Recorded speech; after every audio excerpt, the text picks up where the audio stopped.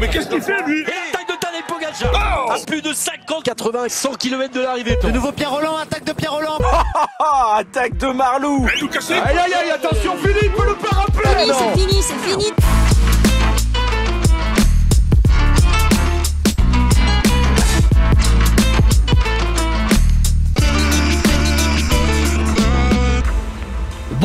Bonjour à toutes et à tous et bienvenue dans un nouveau vélo podcast. Ça y est, on est déjà sur la saison 2026, le parcours des Tours de France, les parcours des Tours de France sont sortis, on va en parler dans ce numéro, mais on va pas parler seulement du Tour de France, un petit peu de transfert, un petit peu aussi des montées et des descentes, on avait fait le point pendant la saison.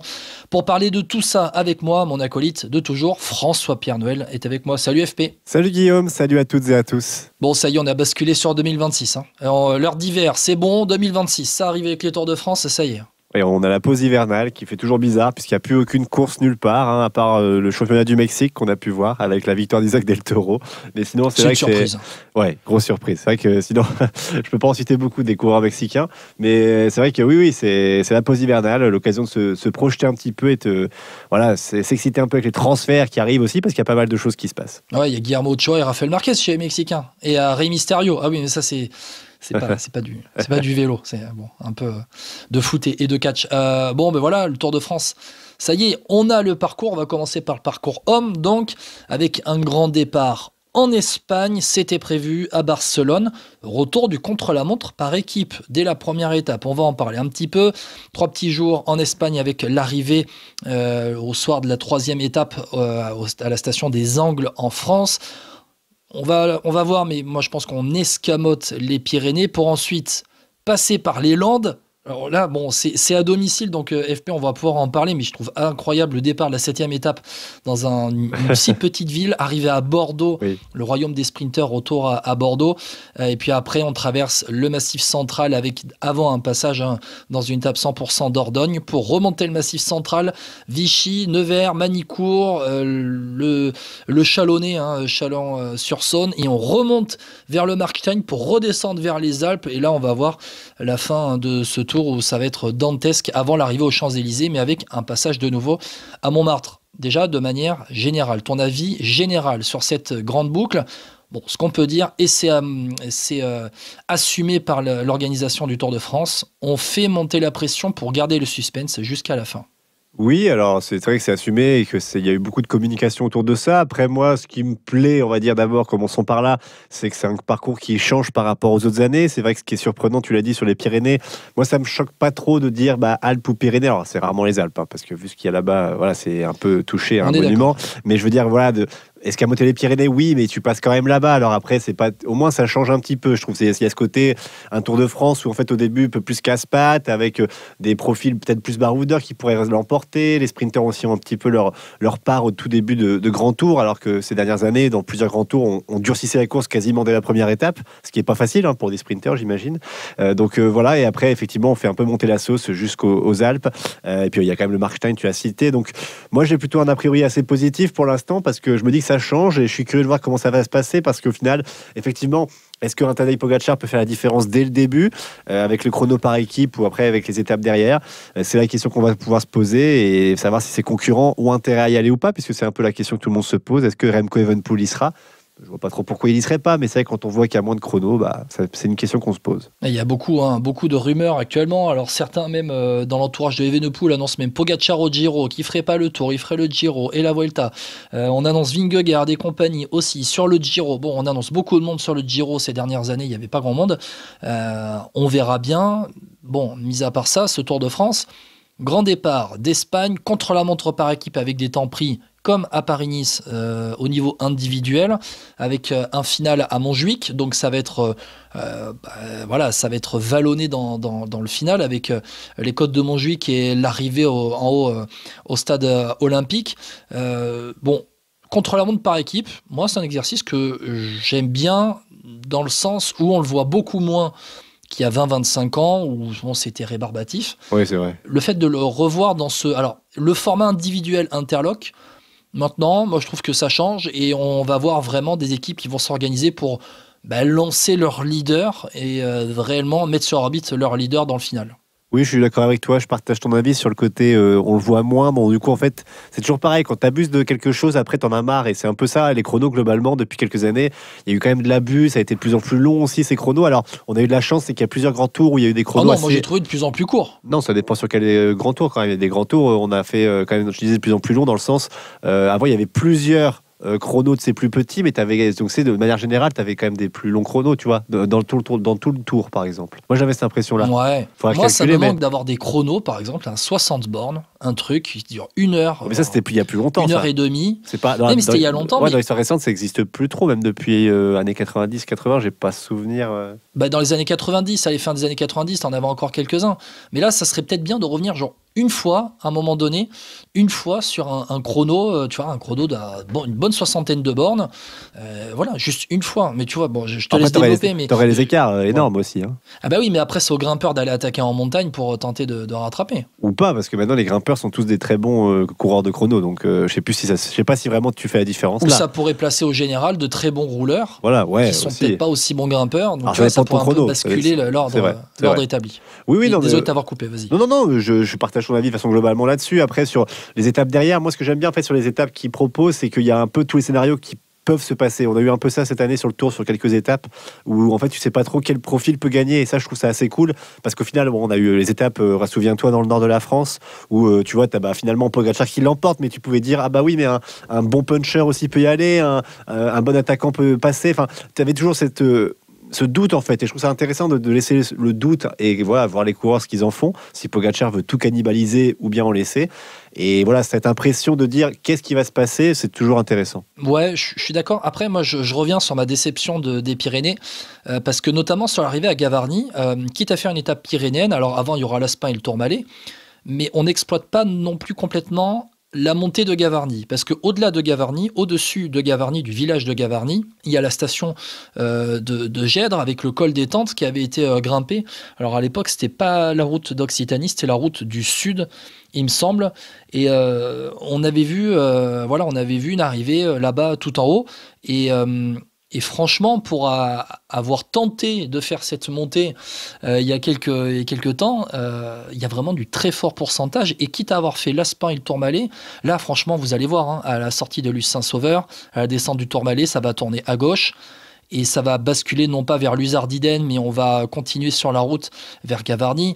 Mais il n'y a pas de fort pourcentage. C'est comme il y a 2 ans ou 3 ans avec l'arrivée à Cauterets, où franchement, il y a eu le Tourmalet qui avait été grimpé avant, et puis après arrivé à Cauterets. Alors non, il y avait l'arrivée au Camp Basque, mais c'était encore quelques années en arrière. Mais Cauterets, on va à Cauterets, bon, il n'y a pas de fort pourcentage jusqu'au village de Cauterets. Ils étaient allés au Camp Basque au-delà, et je pense qu'à Gavarnie, on aurait pu faire plus. Donc là, finalement, il n'y a qu'une seule vraie étape des Pyrénées, parce qu'à Pau, ça va être pour les sprinters. Avant, il y a quelques arrivées à Foix ou aux Angles, ça va être un peu pour les punchers. On va voir ce que ça va donner, mais après, on va remonter à Bordeaux. Bon, alors, ce petit village, petit village d'Agetmo dans les Landes, 7e étape. Bon, tu sais pourquoi je te dis ça, FP? Bien sûr, je sais pourquoi tu dis ça.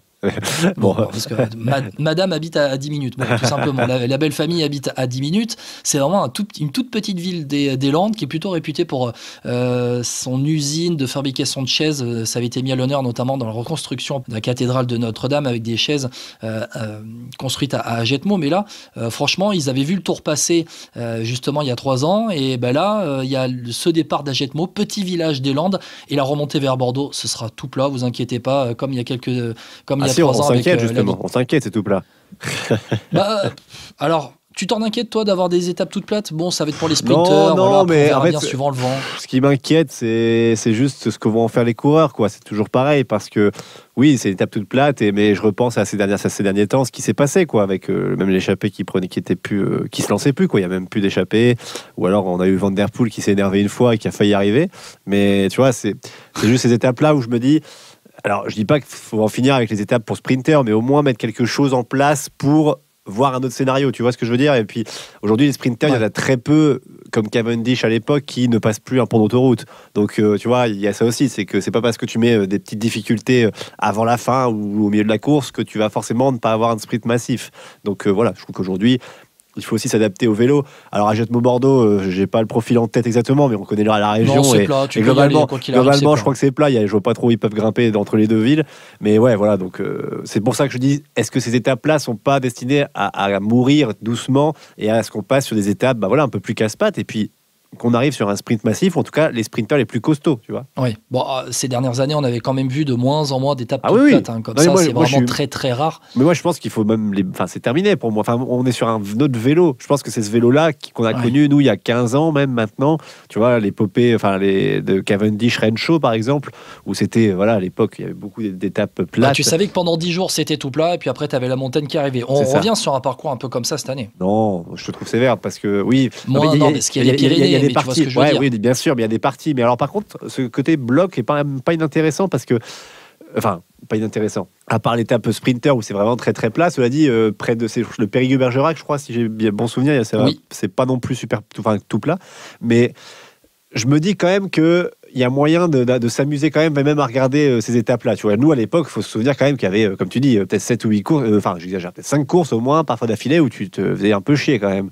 Et à la fin, c'est Cavendish qui gagnait. Avec Cavendish qui gagnait. Ouais, c'est ça. Donc, voilà. Isabelle encore plus loin. Mais ouais, Oui. donc là, je pense qu'on n'aura pas vraiment ça. Et ce côté un peu casse-patte au début, il y a un peu de montagne malgré tout, même si c'est vrai que peut-être qu'ils n'ont pas été au bout aux Pyrénées. Je connais pas assez, tu connais mieux que moi.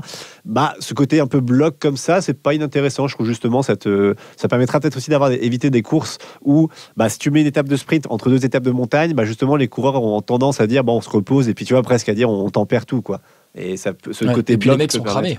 Ouais, aussi, en plus, au-delà de ça, ils seraient cramés. Ouais. Ouais, c'est que ça va tellement vite aujourd'hui que les mecs sont cramés entre deux étapes de montagne quand il faut faire Parce une que arrivée au sprint. Je prolonge un peu, puis je donnerai ton avis là-dessus, mais regarde, quand on fait Bordeaux, on va à Bergerac, après on remonte, hein, et puis l'arrivée à Ussel et l'arrivée au Lioran, au final, c'est quand même des étapes.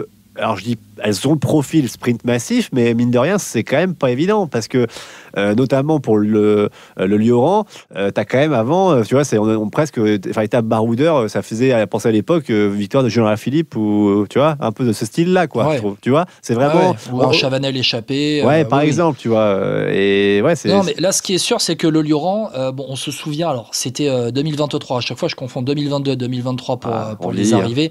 Donc Bordeaux, c'était 2023, mais ce sera en 2026, donc 3 ans en arrière, l'arrivée à Bordeaux. Bon, bref, je reviens sur le Massif central. Le Lioran, on se souvient la bataille Vingegaard-Pogacar.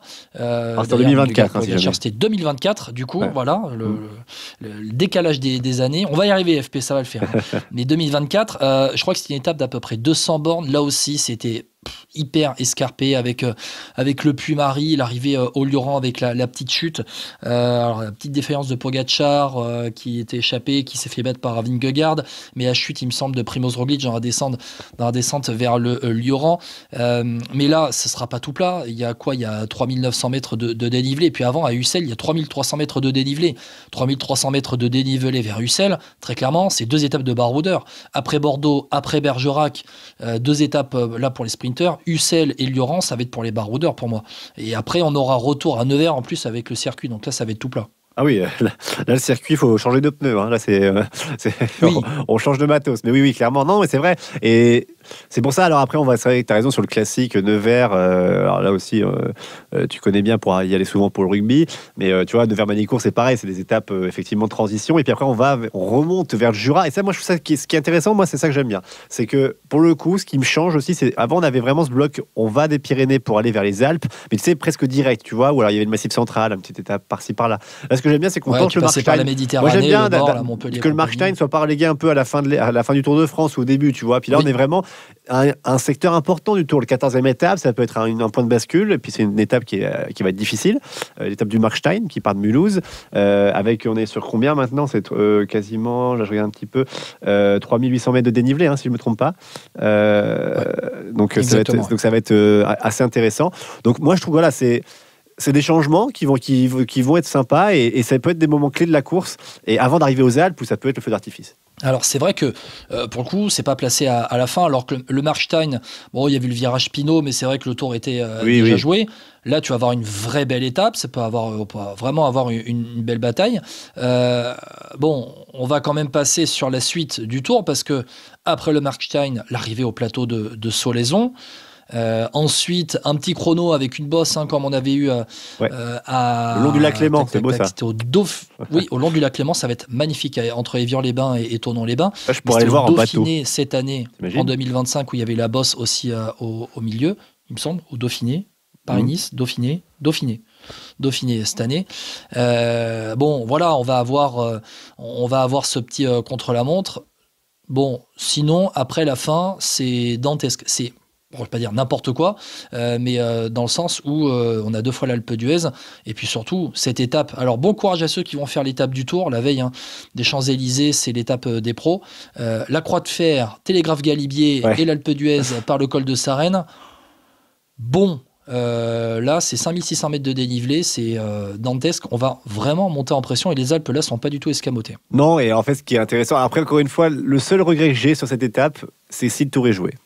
Parce que je trouve que si le Tour n'est pas joué, ça peut être un feu d'artifice, comme je disais juste avant.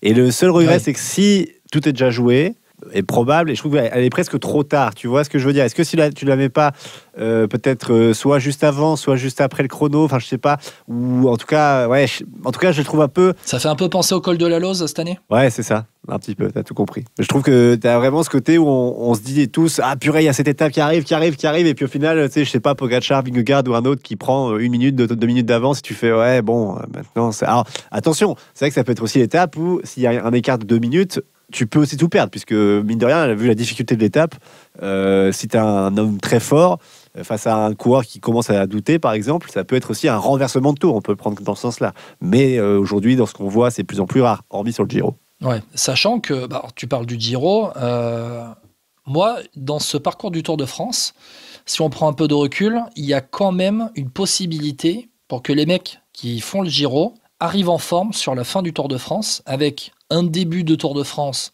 qui n'est pas si compliqué que ça par rapport au reste, la concentration des difficultés à la fin. Je me dis que finalement, si tu fais le Giro, que tu prends le temps de te reposer et que tu te dis que tu vas avoir une forme ascendante sur le Tour de France, ça peut être un bon calcul et tu peux enchaîner les deux. Alors, sur les monstres qu'on connaît, comme Vingegaard et Pogačar, par exemple, oui, je te rejoins assez là-dessus aussi. C'est que s'il y a une année ou jamais pour enchaîner les deux, c'est peut-être cette année, ouais. Enfin, cette année, 2026, pardon. Bah oui, parce que... ah non, c'est 2028, hein, que ça sera l'année d'encore après, mais 2028, alors 2027 on verra, mais 2028, il y aura un choix à faire entre les Jeux Olympiques, hein, pratiquement, et le Tour de France. Quoique, ça reste même encore... même aussi le Giro, alors du coup, si tu parlais par rapport à ça, il faudra faire un choix entre les trois, enfin pas les trois, mais je veux dire entre Giro et Tour, tu pourras pas faire les deux non plus en 2028, évidemment. Bien évidemment, donc encore, ça sera à voir. Mais c'est vrai que s'il y a une année où tu peux enchaîner les deux, là franchement, sur le parcours du Tour de France, avec des concentrations plutôt de difficultés plutôt à la fin... Bon, moi, je me dis, un Evenepoel qui veut peut-être aller s'essayer sur le Giro, Vingegaard qui veut peut-être y aller. Bon, franchement, Vingegaard, je lui dis, banco, vas-y sur le Giro. Vas-y, oui. Parce que le Tour de France, au pire, il faut que tu arrives en forme à la fin. Donc, franchement, avec sa capacité de récupération. Oui, et puis même si un Pogačar, il veut marquer l'histoire aussi en remportant les 3 grands tours la même année, tu vois, quelque chose comme ça, je sais pas ce qu'il veut faire, mais tu vois, c'est aussi. Après, c'est des coureurs, tu vois, ils ont tellement tout gagné. Alors, je pense plus à Pogačar qu'aux 2 autres pour l'instant, mais que Pogačar, qu'est-ce qui lui reste maintenant? C'est à taper des records, tu vois. Donc en fait, ça serait quelque chose. Ouais. Bon, il a goûté à Paris-Roubaix, à mon avis. Laisse-nous tranquille. Mais non, mais je suis désolé, FP. Mais il a goûté à Paris-Roubaix. Pour moi, c'est mort. Il va revenir chaque année. T'inquiète pas, il y a Florian Sénéchal qui a signé chez Alpecin. L'histoire est en marche. Bon, ok. Bon, c'est bon. Allez, l'histoire est en marche. Juste Montmartre, dernière étape. Oui, ça a bien marché. Est-ce que t'es pas déçu qu'il n'y ait pas d'alternance, une année avec Montmartre, une année sans Montmartre? Ah non, bon, moi je trouve, après, s'il avait fait l'alternance, j'aurais pas été contre, mais vraiment là pour le coup, ça c'était bien. Et puis j'ai vu qu'ils ont juste changé la bascule, elle se fait à 15 km et puis à 6 km comme cette année pour laisser la chance à des sprinters. Bon, ça m'a fait beaucoup rire cet argument parce que au-delà de ça, si tu prends cette année, je pense pas que si tu changeais de 10 bornes, que tu avais beaucoup de sprinters qui suivaient quand même. Sous la pluie, ça change rien. Ouais, voilà, par exemple. Mais écoute, moi c'était une très belle étape qui m'a beaucoup plu, donc non, vraiment, j'étais très satisfait quand j'ai vu qu'il laissait Montmartre, donc je sais pas, toi tu préférais l'alternance, toi? Alors oui, mais je me dis, de manière générale, les sprinteurs auront peut-être plus de chance en 2026 qu'en 2025, donc l'un dans l'autre, ils auront de quoi faire avant. Donc voilà, écoute, je suis un peu le super moite-moite, tu vois, sur cet avis-là. C'est ça. Donc bon, écoute, de manière générale, allez, une note globale sur ce Tour de France homme. Pour l'instant, sur le parcours, je lui mets un bon 15 sur 20. Ouais, j'allais dire 14, donc tu vois, on se rejoint On se rejoint un petit peu. Voilà, on a débriefé ce parcours du Tour de France homme. On le rappelle, départ à Barcelone, passage dans les Alpes, arrivée à Bordeaux, le Dordogne, la Corrèze, le Massif central, la montée vers Nevers. On va remonter. Markstein, c'est les Vosges? Je me trompe pas, c'est Jura, Vosges. Markstein, c'est pas l'Alsace, c'est l'Alsace déjà, Markstein. Hein. C'est l'Alsace, mais c'est les Vosges. Hein. Et après, tu redescends dans le Jura pour faire ensuite les Alpes. Après, tu descends, tu fais Vosges, Jura, voilà. Enfin Jura-Vosges. Faut m'excuser, hein, ceux qui sont dans les Vosges et dans le Jura pour cette approximation. Et puis bon courage encore une fois à ceux qui vont faire l'étape du Tour. C'est celle de l'avant-dernière étape à l'Alpe d'Huez. J'avais peut-être ambitionné de faire l'étape du Tour l'année prochaine à FP. C'est sûr et certain, je ne ferai pas l'étape du Tour homme. Alors là, c'est pas du tout, je ferai pas du tout cette étape-là. Par contre, je ferai l'étape du Tour femme, je pense. Je vais essayer de m'y inscrire. On va passer au Tour femme avec ses maintenant 9 étapes. Ça y est, on est passé à 9 étapes. On le rappelle, un décalage entre l'arrivée du Tour homme et le départ du Tour femme. Ce qui était le cas depuis le début, c'est que, sauf l'année de Jeux Olympiques, c'est que le départ du Tour femme était le même week-end que l'arrivée du Tour homme. Là, on va prendre 5 jours d'écart. On va terminer le Tour homme le dimanche 26 juillet et commencer le Tour femme le vendredi 1er août. Départ de Suisse, de chez toi, FP. Eh oui, de Lausanne, départ de Lausanne, et puis ça va passer pas très loin de chez moi, en tout cas ça passera même dans le canton de Fribourg, je crois. Enfin, en tout cas, il faudra que je vérifie, il me semble, ils vont faire un petit passage. Entre Yvonand et Payerne. Voilà, bah exactement, voilà, tu vois, c'est exactement, ils vont passer, je crois, à Estavayer, si je dis pas de bêtises. Mais oui, bah, c'est... Alors après, c'est vrai que c'est important parce qu'en Et Fétigny-Lucens. Lucens, mais c'est bien, bravo, t'as essayé Lucens. T'as essayé à la sud-ouest, tu connais. Je comprends. Tu aurais pu mettre un peu plus l'accent du sud-ouest. Non, mais au-delà de ça, c'est... Alors, ce qui est bien, c'est qu'en plus, la Suisse, je trouve, déjà, c'est un pays de vélo, donc c'est cool. Et au-delà de ça, c'est vrai que c'est des parcours aussi un peu escarpés qui sont sympas à voir, qui vont être sympas à suivre. Parce que, évidemment, en Suisse, contrairement à ce qu'on peut dire à Jetmo-Bordeaux chez les hommes, c'est pas du tout plat. Donc, on a les 2 étapes qui vont être... Alors, évidemment, ça risque d'être arrivé au sprint. Parce encore. Que les... Et encore que, c'est vrai que, et encore que, mais les étapes sont peut-être pas assez dures pour faire un gros écrémage. Alors, il y a peut-être des filles qui vont pas passer, mais globalement, les bonnes sprinteuses qu'on connaît, elles vont réussir, je pense, à passer. Et c'est un parcours du Tour de Suisse, purée, du Tour de France, qui est intéressant. D'autant plus que, alors, pour se projeter un peu plus loin, je trouve vu qu'il a gagné en étape, il a gagné aussi en cohérence, je trouve. Je sais pas ce que tu en penses, toi. Donc, tu sais, dans la construction du Tour, même si je reprocherais presque que l'étape, la 8e étape Sisteron-Nice est pas si difficile pour une fin de Tour de France, je trouve. Mais bon, voilà. Ça, c'est mon avis. Final explosif. Bon, voilà, il y a un petit final explosif quand même sur cette arrivée à Nice la veille. Quand tu vois ce qu'il y a avec 4 fois le col d'Aise le jour de l'arrivée à Nice, franchement... Oui. Oui, bon, ça c'est autre chose. Ouais. Voilà, c'est une concentration de difficultés là aussi en à peine 100 bornes. Non, tu parlais d'arrivée pour les sprinteuses au début. L'arrivée à Lausanne, alors attends, c'était à Lausanne ou à Genève qu'il y avait l'arrivée du Tour de France? Non, c'était à Lausanne. C'était à Lausanne. Et c'était une arrivée un petit peu en bosse aussi, si je me souviens bien. Oui, mais alors attention, c'est en bosse, mais rappelle-toi aussi, c'est que c'est quand même c'est des sprinteurs qui passaient bien les bosses. C'est Van Aert qui gagne, je crois, à Lausanne. Oui, c'est Van Aert. Ouais. Et en fait, mais tu te rends compte qu'à Lausanne, oui, ça monte, mais c'est des montées sèches, tu vois ce que je veux dire? C'est plus... Ouais. J'ai exagéré, pas type Flash Wallon non plus, faut pas exagérer, mais c'est quand même, tu vois, dans ce style-là. Alors après, quand je te disais, ça sera pour sprinter, ce sera des sprinteuses puncheuses, mais tu vois, ça peut arriver quand même groupé au début, tu vois. Les sprinteuses vont quand même tenir, je pense, jusque-là. Après, la plus en forme tiendra. Mais tu vois, ça va pas faire une élimination au fur et à mesure, je pense, de l'étape. Peut-être qu'on aura, comme il y a eu à la côte de Cadoudal, on va essayer d'écrémer un petit peu dans le final. Et c'était Marianne Vos qui s'était imposée. On verra si Lorena Wiebes arrivera à résister. Donc Lausanne. Bon, après, étape 100% UCI. Départ de Aigle, arrivée à Genève. Et puis le passage en France avec de la moyenne de montagne. Là, normalement, ça va commencer à fighter dès là, avec l'étape vers Poligny. C'est quand même assez vallonné. Et puis, on a ce contre-la-montre. Voilà. Moi, je trouvais que ça manquait un petit peu contre-la-montre sur le Tour Femmes, notamment cette année, pour avoir un vrai tour complet. C'est vrai que tu l'as dit, ça gagne en densité avec ces 9 étapes.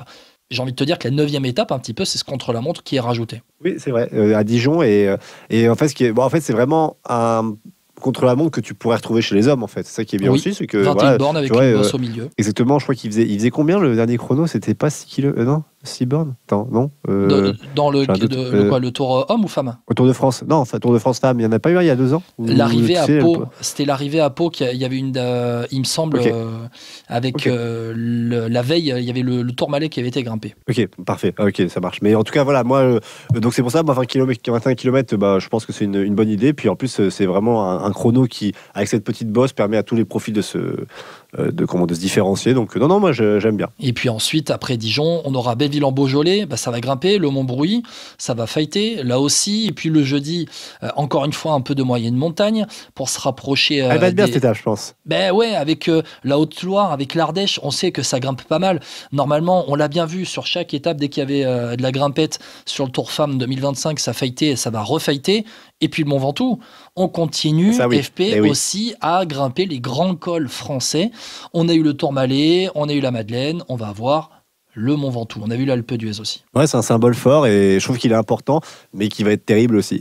Parce que je pense que là, par contre, tu peux vraiment faire une grosse différence dans ce Tour de France Femmes sur le Mont Ventoux, quoi. Alors même si c'est vrai que ça fait penser, les hommes le font beaucoup aussi, hein, tu sais, c'est des étapes quasiment toutes plates, entre guillemets, hein, mais Oui. juste avant le Mont Ventoux. Et puis là, c'est vrai que c'est un peu pareil, mais ouais, ça va être impressionnant et je suis curieux de voir, est-ce que le Tour sera déjà un peu, on va dire, fait, dans le sens où il y aura un petit peu d'avance pour la leaduse ou les 3 premières. Ça va être important de voir ça, mais ouais, je suis curieux de voir vraiment cette étape parce que c'est le Mont Ventoux tout simplement en fait. Ouais. Et pour revenir, hein, tu parlais du contre-la-montre de 6 km. C'était bien sur le Tour 2024 à Rotterdam, il y avait un petit contre-la-montre. Ah, voilà. Et voilà. Et moi, je te C'est ça. parlais du contre-la-montre de l'année d'avant, de 22 bornes à Pau, au Tour de Pau, pour la victoire de Demi Vollering après la montée du Tourmalet. Voilà un petit peu pour la précision. Bon, Mont Ventoux, hein, c'est compliqué de faire escarper autour du Mont Ventoux. C'est vrai que c'est quand même un peu plat. Et puis, t'as c'est toujours- ce géant de Provence qui est là, avec son crâne à la Fabien Barthez au milieu du paysage. À Nice, donc, la veille de l'arrivée, on va descendre, comment dire, j'allais dire la vallée du Rhône, mais non, c'est pas la vallée du Rhône, mais on va descendre, tu vois, de Sisteron vers Nice. Ça va être une descente un peu comme Milan-San Remo, quand tu sais, tu montes au milieu, et je sais plus quel boss c'est au milieu du parcours, et après tu redescends vers San Remo, mais là ça va être un peu la redescente vers Nice, et puis après quand même des beaux petits murs dans le final, avec des passages, notamment un mur à 13%, à 6 bornes de la ligne d'arrivée sur la promenade des Anglais, et puis l'arrivée, là aussi sur la promenade des Anglais, le jour de l'arrivée, 99 bornes, 4 fois le col d'Aise. Voilà un petit peu la note très rapidement. Moi je trouve aussi qu'un bon petit 15, tu vois, je donnerais un point de plus au Tour Femme que le Tour Homme. Oui. Moi j'ai 15. Moi je suis content des deux. Bon, Pareil. eh ben, on est content. Donc voilà pour ces 2 parcours du Tour Homme et du Tour Femme qui sont quand même plaisants. On rappellera aussi que ça a été désigné Monaco grand départ du Tour d'Espagne 2026. Première ville à accueillir les grands départs des 3 grands tours. Donc voilà, pour Monaco, on aura sans doute donc forcément des passages en France entre Monaco et l'Espagne pour rejoindre l'Espagne. On a terminé la première partie de ce podcast, on va passer aux montées et aux descentes. FP, ça y est, on a eu le fin mot de l'histoire, on en avait parlé en bref très rapidement après le dernier podcast de la saison sur le Lombardia, il y avait quelques courses encore à se dérouler. Cofidis relégué pour 418 points face à UnoX. Et avec la fusion Intermarché Lotto, on n'a qu'une UnoX qui est promue en World Tour, Cofidis qui est relégué. Cofidis et Arkea, donc relégués officiellement, disparition d'Arkea BNB Hotel.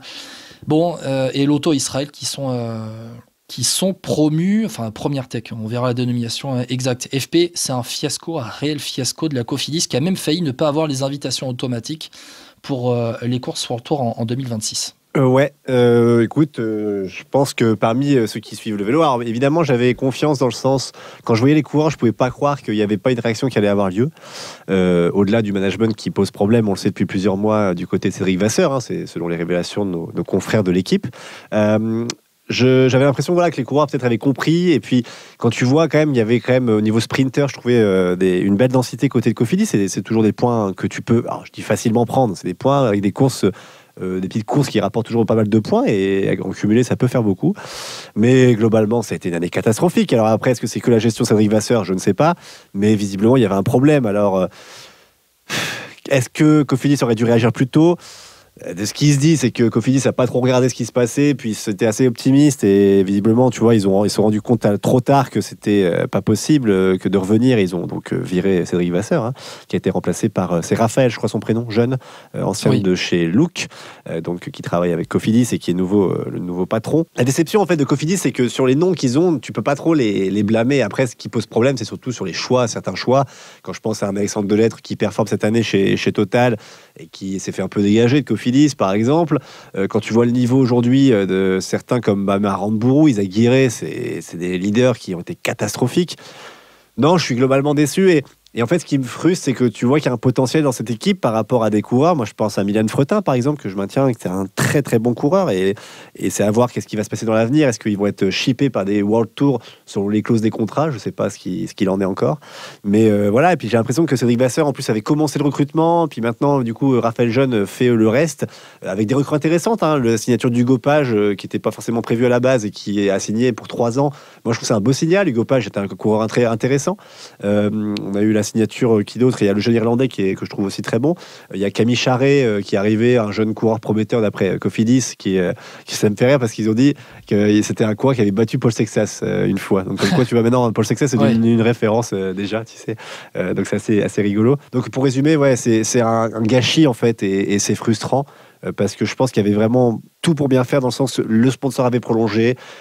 Il y avait du budget, un petit peu de budget en tout cas pour mieux faire. Et il y a des choix qui ont été incohérents, je crois. Puis il y a des coureurs qui servent à rien, en fait, vraiment.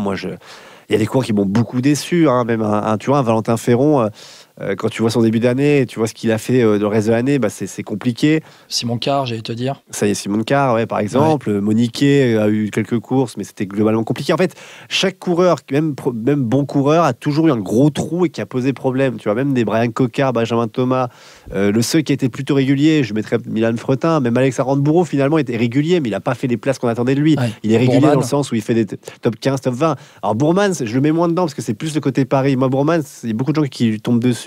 Finalement, c'est un coureur qui a eu des gros problèmes avant, que tu pouvais relancer. Sur le coup, je trouve ça pas idiot, dans le sens où en plus, tu n'avais pas de grimpeur dans l'équipe. Donc, c'est pas je trouve que c'est pas globalement. Tu peux pas être aussi sévère qu'avec d'autres coureurs, tu vois. Par exemple, qu'avec Arandbourou, Isaac Guiré, qui étaient plus en possession de leurs moyens par rapport aux années précédentes. Bref, je suis un peu long, mais je trouve ça très décevant et voilà. Non, mais c'est un fiasco, c'est un vrai fiasco. Hein. Cette équipe Cofidis, elle est 20e sur la saison 2025. Donc 20e, c'est derrière un Q36.5, notamment avec le podium de Pidcock à la Vuelta, mais c'est derrière Israël, c'est derrière Tudor, derrière UnoX, qui sont des équipes pro-team au départ de la saison. Donc voilà, et puis encore une fois, je le rappelle, ils ont failli ne pas avoir les invitations automatiques pour les courses World Tour de la saison 2026. Ça s'est pas joué à grand-chose face à la Total Energy. Non mais vraiment, ça s'est joué à 594 points. Donc franchement, on est passé pas loin, au-delà du fiasco, on est passé à pas loin de pire d'un fiasco. Enfin franchement, c'est incroyable. Et pour la stat, là je l'ai sous les yeux, 9 victoires cette saison. Ouais. Un tiers, c'est Milan Fretin. Et en World Tour, t'en as que 2. Cocard en Australie. Et Cocard autour d'un under et Arandbourou, tu sais, quand il craque sur le rond-point, non, je crois, c'est pas ça, c'est cette victoire-là qui compte, non? Ou c'est celle-là? Ah non, il n'a pas été compté celle-là. C'est celle-là. Non. Je crois c'est celle d'après. Mais bref. Mais en tout cas, mais tu vois, donc c'est dramatique quand même. Enfin, moi je trouve ça vraiment dramatique. Et c'est pour ça que je me dis qu'ils ont peut-être. Pour moi, Vasseur, si Cofidis peut-être a pas eu le cran de le faire, mais moi je pense que quand tu regardes le Tour de France, c'est Cofidis, c'est ce qui rayonne, tu vois. Et que je pense que Cofidis, les patrons, ils ont regardé aussi leur équipe, j'espère. Quand tu vois comment l'équipe se comporte, moi je sais pas, je me dis quand même que tu peux faire un point avec Cédric Vasseur en disant bon, il nous reste 4 mois. Est-ce que, c'est quoi ton plan, etc. Et puis si tu vois les résultats, tu constates aussi qu'il y a des problèmes internes quand même. Tu dis bon, si tu prends une décision entre guillemets de le dégager, bah fallait le faire avant parce que là ils le font. Et puis je crois, début ça octobre. Fait depuis quelques temps qu'on nous annonce des problèmes de management à la Cofidis, hein, franchement, qui réagissent qu'à ce moment-là. Après c'est des choix de direction, tu vois. S'ils maintiennent la confiance, c'est leur problème, on va dire. Tu vois, c'est leur argent. Enfin, finalement, c'est les patrons. Mais moi, ce que je veux dire, c'est que quand tu le dégages début octobre. Si tu avais vraiment déjà des doutes, visiblement, puisqu'ils l'ont dégagé, bah dégage-le avant, parce que là, c'était un peu la maison avait déjà coulé, enfin le bateau avait déjà coulé et tu nommes un nouveau capitaine. C'est un peu nul, ça sert un peu à rien. Alors après, et puis d'autant plus que je te dis, Cédric Vasseur a fait une partie du recrutement de l'année prochaine, des prochaines années, avec des prolongations, tu vois, sur des courants parfois où tu te dis pourquoi. Je pense à notamment Emmanuel Bourman. Mais donc voilà, c'est. Ouais, je suis perplexe. Bon, mais perplexe. attention, Est-ce que je suis perplexe, bon, mais je suis plutôt optimiste pour l'avenir parce que les recrues que fait Raphaël Jeune me semblent plus prometteuses que ce qu'a pu faire. Enfin, en tout cas, c'est moins des paris, en tout cas. Ouais, c'est plus cohérent. Mais encore une fois, je prends l'exemple d'Hugo Page. C'est un coureur j'aime quand bien. même, tu vois. Voilà, exactement. Et Hugo Page, tu sens que c'est un peu un gars qui en a sous le moteur et il faut la bonne équipe, tu vois. Alors, est-ce que ce sera Cofidis? Je ne sais pas. Mais en tout cas, voilà, ça paraît bien parti. Un mot sur la disparition de l'Arkea BNB Hotel, qui est l'autre équipe reléguée de World Tour, mais qui, au-delà d'être reléguée, donc, va disparaître. Là, on en a. Bon, maintenant, c'est sûr. FP. On en a parlé plusieurs fois pendant dans le podcast ces dernières semaines. De manière générale, quel sentiment te laisse la disparition? Et j'ai envie de la comparer à la disparition de la BNB Hotel de Jérôme Pinault il y a quelques années. Dans la gestion du dossier, est-ce que tu penses que Emmanuel Hubert a mieux géré le dossier que Jérôme Pinault à l'époque? Oui, c'est compliqué dans la meilleure gestion. Attention. Non, dans la meilleure gestion, je sais pas, parce que j'avoue que ce dossier-là, je l'ai lu dans la presse plus que voilà, mais je trouve que par rapport à ce qu'on avait avec Jérôme Pinault, en fait, en termes de communication, c'était un peu plus direct a priori, puisque depuis longtemps, on sait que c'est compliqué. Alors que Jérôme Pinault, il avait un peu dit, ça va être possible, c'est bon, c'est fait, j'ai trouvé, regardez, j'ai signé des coureurs, enfin tu vois, puis en fait, au dernier moment, il dit, ah bah non, j'ai pas l'argent, pour résumer, grossièrement. Ouais. Alors que là, Emmanuel Hubert, je dirais, au niveau de la com publique, il a quand même dit depuis un moment, déjà début d'année, même le Tour de France, en disant bon, bah clairement, il faut que je trouve avant le Tour de France femmes. Après, c'était repoussé, mais il disait s'il n'y a pas, c'est mort, quoi. Donc, il n'a pas non plus menti. Et sur ce point, je veux dire, en communication. Et puis, il a dit à ses coureurs, si vous avez une opportunité, vous y allez. Exactement. Puis alors, on notera la classe de Kevin Vauquelin parce que. Il faut le dire, hein, Kevin Vauquelin, il le dit dans une interview qu'il a signée depuis avril, je crois, chez Ineos, ouais. Et il le dit très longtemps après, enfin il dit très longtemps après, je dis quelques jours après, pardon, le dépôt des licences UCI, parce qu'il voulait être sûr que tu vois, sur l'image que lui renvoyait, que des sponsors peut-être se disent ah bah il y a Kevin Vauquelin, enfin j'en sais rien, tu vois. En tout cas, je trouvais ça assez classe de sa part d'avoir attendu comme ça longtemps et que ça n'a pas si fuité que ça. Alors il y a eu des petites fuites quand même par-ci par-là, mais mine de rien, il a jamais confirmé, il n'y a pas eu d'affirmation de coup même d'insider, c'était plutôt des rumeurs jusqu'au bout. Donc sur ce côté-là, Kevin Vauquelin, on n'oubliera pas son geste aussi non plus. Mais ce qui est dramatique, c'est qu'en fait Arkea, je pense, ça bossait bien en fait. Et c'est marrant parce qu'Arkea, tu vois, disparaît, Cofidis reste, mais si on parle, tu vois, c'est pas dire l'un mérite plus que l'autre, mais je trouve que dans le travail qui a été fait depuis 2-3 ans, Arkea quand même a sorti des coureurs, des jeunes coureurs étrangers, français. Ils ont eu des résultats, mine de rien, depuis 2 ans. Il ne faut pas oublier. Par exemple, la 2e place du Tour des Flandres de Mozzato, hein, on pense à ça. Oui. Le maillot jaune, la victoire de Vauquelin sur le Tour de France. Avec son parcours au Tour de France. Voilà. Et tout ça fait que je trouve que Arkea mérite pas son sort, tu vois. C'est ça qui est dramatique. Mais après, c'est des questions d'argent, de financement, mais c'est dramatique. C'est dramatique. On est bien d'accord. Ce qui fait que maintenant, au World Tour, on n'aura plus que Decathlon, CMA, CGM et Groupama FDJ, et qu'en Pro Team, on aura Cofidis, Total Energy et Unibet Rose Rockets, puisque c'est une équipe française. Ouais, et je me permets juste une réaction sur ce côté de deux équipes World Tour. Je me demande si c'est quand même pas un mal pour un bien en ce moment, vu le contexte, parce que au niveau des FDJ commence à souffrir énormément et d'avoir l'éparpillement des talents français, même aussi des coureurs français et aussi des budgets peut-être. Ça permettra peut-être aussi de concentrer sur 2 équipes au World Tour et d'avoir des équipes compétitives. On parlera peut-être des transferts dans quelques semaines. FDJ, bon, Decathlon, CMA, CGM, c'est le pognon et ils ont tellement aligné les billes que c'était facile le recrutement. Hein. Quand je dis facile, c'est parce que quand tu alignes l'argent, c'est toujours plus simple. FDJ, dans la construction, c'est loin d'être inintéressant. Oui, en effet, avec une jeunesse qui monte et on l'a vu à l'œuvre dès cette année, cette jeunesse, notamment au Giro et à la Vuelta. Donc à voir, avec des petits Lorenzo Germani notamment qui sont intéressants. Donc on va suivre tout ça. On fera un petit bilan des transferts, en tout cas de cette saison-là. Juste rappeler pour les invitations sur les courses en 2026. Donc Tudor, Q36.5 et Cofidis auront les 3 invitations automatiques pour tout le calendrier World Tour. Parce qu'on sait que cette année maintenant, l'année prochaine, ce sera non pas 2, mais 3 invitations. Donc c'est les 3 premiers des Pro Team de l'année prochaine, les 3 premiers au classement UCI donc de 2025, sur l'année 2025. Et que sur le Tour, maintenant, Total Energy est quasiment assuré d'y être. Il y aura une bataille pour la 5e équipe, parce que pourquoi au niveau des équipes françaises, on a épuisé le quota, il y aura Cofidis qui aura son invitation, Tudor et Q36.5 aussi, Derrière Total, il y aura qui? Peut-être les Rockets qui auront une chance avec Dylan Groenewegen, mais aussi Wout Poels qui ont été recrutés.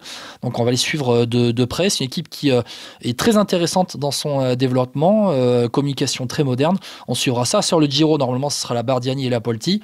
Et à la Vuelta, 3 places pour 2 avec Cara Rural, Kern et Burgos, sachant que Cara Rural était à Paris-Nice en 2025. Donc attention, peut-être une bataille Cara Rural contre les Rockets pour le 5e ticket d'invitation pour le Tour de France 2026. On a parlé des montées et des descentes pour terminer ce podcast. En bref, les derniers transferts. Bon, c'est tombé aujourd'hui, ce jeudi, on enregistre ce podcast. Sam Bennett à la Q36.5. En un mot, FP, merci d'être venu, mais le futur de la Décathlon CMA-CGM n'est pas avec toi. Ah oui, et là tu passes d'une 2 chevaux à une Formule 1 quand même, entre Sam Bennett et Olaf Koy, donc ils sont ultra gagnants. Ouais. Ouais, et sachant qu'il n'y a pas seulement Olaf Koy, il y a... j'ai bouffé le nom. Tobias Lund Andersen. Lund Andersen, voilà, merci beaucoup. Tobias Lund Andersen, donc 2 pépites au sprint, sachant aussi qu'il y aura pas mal de place pour les courses par étapes pour l'année prochaine, Décathlon CMA-CGM, on va pas pouvoir tout faire. Donc voilà. Et puis le recrutement, je voulais que tu me dises un mot sur ça. Benoît Cosnefroy chez UAE. Alors là, moi, je l'avais pas vu venir. Non, apparemment il avait une grosse offre d'une équipe française. Est-ce que c'est Cofidis? Je ne sais pas, mais en tout cas il y avait une grosse offre d'une équipe française. Écoute, je suis surpris et curieux de voir ce qui va se passer. L'avantage d'être dans une équipe comme ça, c'est que tu as quand même ta chance sur des petites courses, malgré tout. Il y aura sa chance, je pense, ça c'est certain. Mais par contre, sur les grands tours, sur le Tour de France ou sur d'autres grosses sur les classiques. Courses et les classiques, voilà, quoi, c'est cuit. Hein. Avec Cosnefroy qui va emmener Narvaez et qui va emmener Pogacar, on a la vision. C'est exactement ça. J'espère qu'il n'oubliera pas d'où il vient. Il fera un petit relais à Paul Sexas. N'oublie pas, il y a Paul qui arrive, hop. Voilà, le petit relais. Non, mais voilà, moi, en tout cas, je ne l'avais pas vu venir, ce transfert. Et sincèrement, Cosnefroy, il a eu... en fait, c'est un peu comme Christophe Laporte. Il a l'opportunité d'aller dans une grosse team comme ça, qu'il en profite, en fait. C'est un peu ça aussi, quoi. Ouais, et puis je prolonge ça aussi avec le transfert. Alors, c'est pas confirmé encore parce qu'il y a des problèmes juridiques, d'après ce que j'ai entendu. C'est Louis Barré qui partirait à la Visma. Tu vois, un coureur aussi comme ça qui part à la Visma. On parle de gros coureurs français. Et ce qui me frustre, c'est que tu vois, même si je sais que c'est pas possible financièrement, tu vois un Louis Barré qui arrive à la FDJ, tu vois, ça aurait pu avoir de la gueule. Après, ça aurait été peut-être tapé avec Grégoire. Ça, oui, ça c'est vrai. Mais oui, voilà.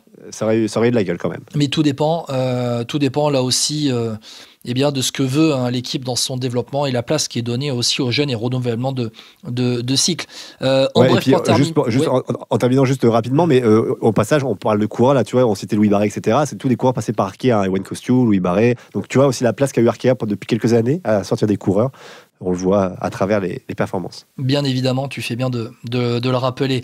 On va parler cyclocross et piste très très rapidement pour terminer ce podcast. La piste avec les mondiaux qu'il y a eu il y a quelques jours. C'était au Chili, si je ne me trompe pas. C'est mondiaux de piste au Chili. Bon. 3 médailles pour la France, 2 médailles d'argent, Marion Boras en individuel sur l'Omnium derrière Lorena Wiebes et en équipe avec Victoire Berthaud sur l'américaine derrière la Grande-Bretagne. Une médaille de bronze, Clément Petit du VC Rouen, 3e de la course au point, gagné par Joshua Tarling. Très rapidement, les autres résultats hors podium chez les hommes, 4e place à la vitesse par équipe avec Ryan Elal, Tom Derache et Florian Grengbo. Oscar Nilsson, Julien de la Conti Groupama FDJ, 6e de l'Omnium homme. Eliandé Laronde, coureur de la Cara Rural, 5e de l'élimination remportée par Elia Viviani pour sa dernière course. Et chez les femmes, Mathilde Gros, hors top 10 du Keirin et de la vitesse individuelle.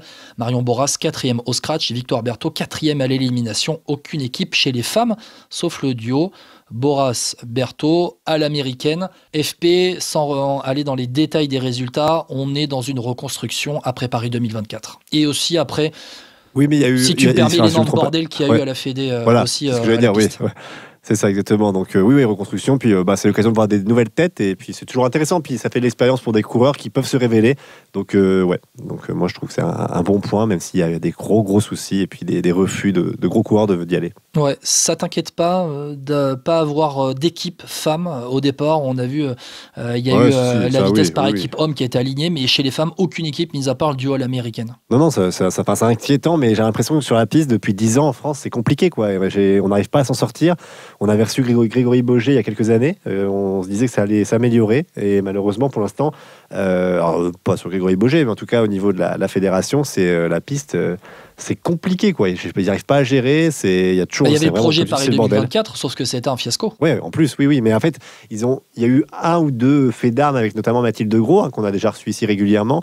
Malheureusement, ça n'a pas suffi, quoi. Ouais, notamment. Mais je veux dire, c'est l'arbre qui cachait la forêt, comme on dit. Ah oui. Et Benjamin Thomas, avec aussi abrité hébergé par une équipe professionnelle sur la route. Donc voilà, les moyens donnés à la piste. Voilà, on voit Mathilde Gros qui s'est exilée ces derniers mois aussi pour aller se préparer à l'étranger. Voilà, on a Victoire Berthaud et Marion Boras qui sont sur la route aussi chez les femmes. Bon, voilà, on va voir ce que ça va donner. En tout cas, ces mondiaux de piste n'ont pas été une franche réussite. Et très rapidement, pour terminer, le cyclocross, début de saison sans les cracks. La sélection pour les Europes est tombée chez les Français et chez les grands. David Menu, Théo Thomas, Nathan Beaumenel. Chez les femmes, Hélène Clausel avec son maillot noir en attendant d'avoir un nouvel équipement. Et Amandine Fouquenet, la championne de France de l'année dernière, toujours chez Airbnb Hotel jusqu'à la fin de saison. Maillot bleu, blanc, rouge, elle est à la recherche d'une équipe. Et elle tente de se mettre en évidence sur le début de saison. Amandine Fouquenet, parmi les noms à retenir, Aubin Sparfel chez les espoirs hommes de la Conti Décathlon, CMA-CGM, espoir femme, Célia Géry, notre championne du monde sur la route. Et puis chez les juniors hommes, un nom que vous connaissez bien, Chenel, Caliste Chenel. Voilà pour les noms très rapidement. FP, voilà pour le cyclocross, on en reparlera très bientôt. FP, un grand merci d'avoir été avec moi. Merci Guillaume, merci à toutes et à tous. Un grand merci à toutes et à tous de nous avoir suivis. On va se retrouver dans Vélo Podcast dans ce mois de novembre et ce mois de décembre. On va essayer de se retrouver pour parler un peu des transferts et parler un petit peu aussi de l'intersaison. On va essayer de comprendre un petit peu comment on roule, comment on fait à l'intersaison quand on est amateur pour continuer pendant l'hiver alors qu'il fait 0, entre 10 et 0 dehors. Ça dépend où vous êtes, notamment en Suisse. FP, un grand merci d'avoir été avec moi. Tu peux me rappeler les plateformes où on est ? Ouais, YouTube, Apple Podcast et Podcast Addict notamment, sur Deezer, Spotify. N'hésitez pas à liker, ça nous aide toujours, ou à commenter. C'est Guillaume qui vous répond, vous le savez très bien. Donc voilà, n'hésitez pas, ça nous aide et ça nous donne de la force. Merci à tous. Vous avez tout en main pour nous écouter. À ciao et à très bientôt dans le podcast. Ciao. Merci à tous, ciao.